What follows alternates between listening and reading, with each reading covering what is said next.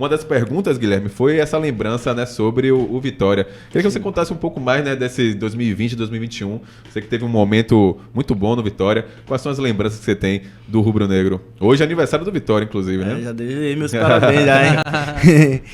Cara, só lembranças boas que eu tenho do Vitória, né? Apesar das lesões que eu tive no Vitória, mas eu acho que isso aí faz parte do processo do atleta.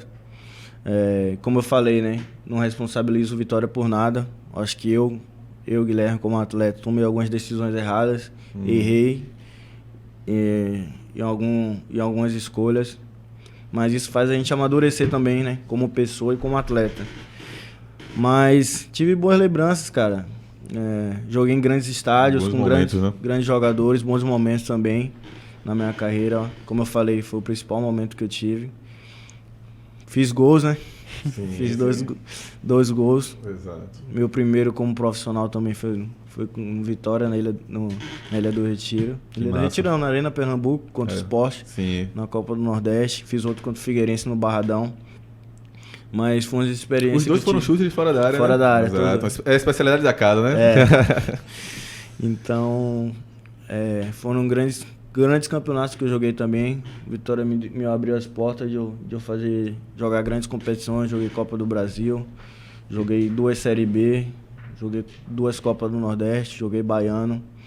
Então, fui bem tratado por todos do clube até hoje. Apesar que hoje a gente treina lá também.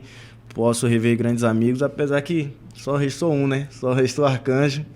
Um abraço para ele também, tá fazendo um grande campanha no Vitória. Mas é isso, cara. Só felicidade lá. Respeito, né? Exato. E a gente percebe hoje que o Vitória se reestruturou bastante desde essa época de 2020, 2021. Sim. Foram anos que o Vitória amargou a Série B, aí teve a queda para a Série C em 2022. E hoje você treina lá no Barradão. O que é que dá para perceber de diferente em termos de estrutura, em termos de organização ali do clube? Você já citou até durante uma das respostas, falou do ex-presidente Paulo Carneiro. Hoje o Vitória é comandado por Fábio Mota. O que é que dá para perceber assim de antes e atualmente? Mudou muito. Mudou tudo, né? Mudou em 200%, cara, do que era, né? Questão de estrutura, assim? Questão de estrutura. E a organização também do clube é nítido de ver a mudança do clube, né?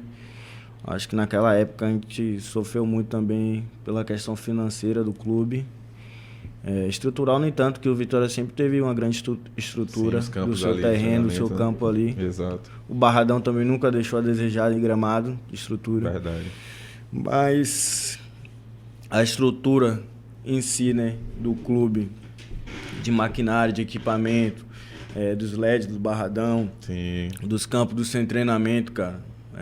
Tem agora, a gente treina lá na Academia do Leão, lá em cima, lá. Verdade. Onde era o antigo Peroni, já também, que era barro ali. Sim. Agora são 2 gramados impecáveis também. Do Leão. Verdade. Tem a arena de futebol lá em cima também. O Barradão, tapete, sem contar com o Barradão, tapete. E os outros 2 campos de treinamento também é piada, todos 2. Muito bom, a estrutura. Por sinal, eu fiz até mesmo cinético para voltar no Barradão, cara. E aí eu tive a oportunidade de conversar pela primeira vez, assim, depois que eu saí do Vitória, com o Fábio Mota também. E aí ele me apresentou o clube, me apresentou a academia e tudo.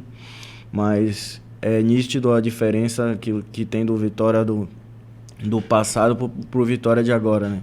Acho que se a gente tivesse também a estrutura que agora é oferecida para os atletas naquela época, acho que a gente conseguiria também desenvolver um futebol melhor também. Inclusive, eu queria te perguntar se tem alguma resenha para você contar de bastidor no seu período que você passou pelo Vitória, né? Com jogador, com treinador, se tem alguma história, pode ser engraçada, curiosa, assim, que a gente ainda não tenha conhecimento público, né? Que você possa contar também. O mundo da bola tem muita resenha, né, Guilherme? A gente sabe. Tem. Umas pode contar, outras não.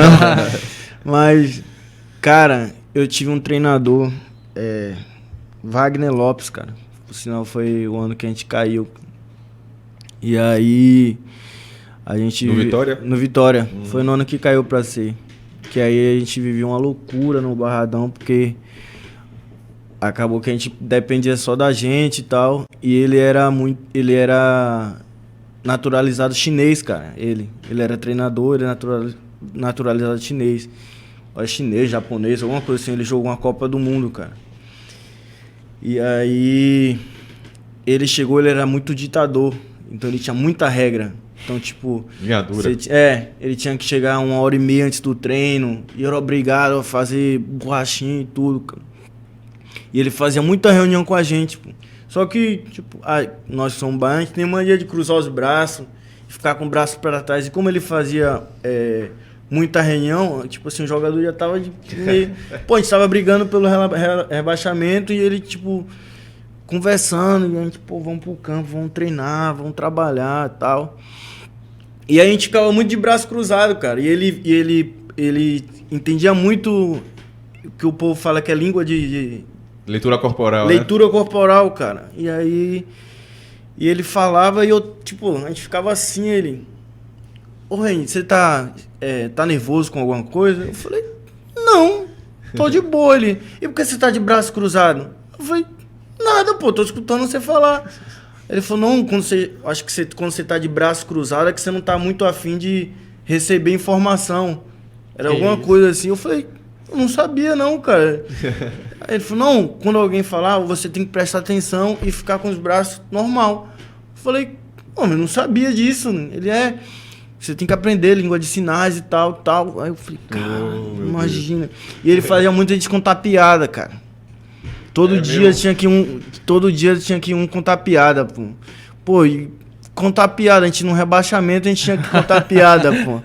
Falei, puta merda, cara. E o Barreto ali que a Vitória tá adorando essa história, brigando pra que não cair. E ele tinha que contar piada, todo dia um tinha que contar uma piada, pô. E aí ele fazia prêmio também de melhores da semana, melhor atleta da semana.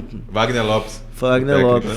Ele é bom treinador, cara. Mas, tipo assim, não era da cultura do atleta. Digamos fazer que isso. Tinha meios um pouco, tanto quanto inusitados. Né? Tinha uma coisa inusitada aí. Uma situação que era emergente, né? O time brigando pra não cair. E aí que a gente tinha que contar piada, cara. E o Wallace era muito bom de piada. Aliviar a tensão ali. E o Wallace era muito bom de piada. Todo dia o Wallace queria contar, o Wallace que era zagueiro, que era do Vitória. Pedia pra contar piada antes do treino, Antes do treino, cara. Contar piada. Aí ele tinha... Quebrar o gelo. Aí ele tinha o melhor atleta da semana. Aí o melhor atleta da semana ganhava um livro, cara. Pô, ninguém queria ganhar o atleta da semana. Uma que ninguém queria ler livro naquele... Agora o Wallace, ele é colecionador, né? O Wallace lê muito, né? Lê bastante. Tentou me convencer a ler um livro, mas não dá não.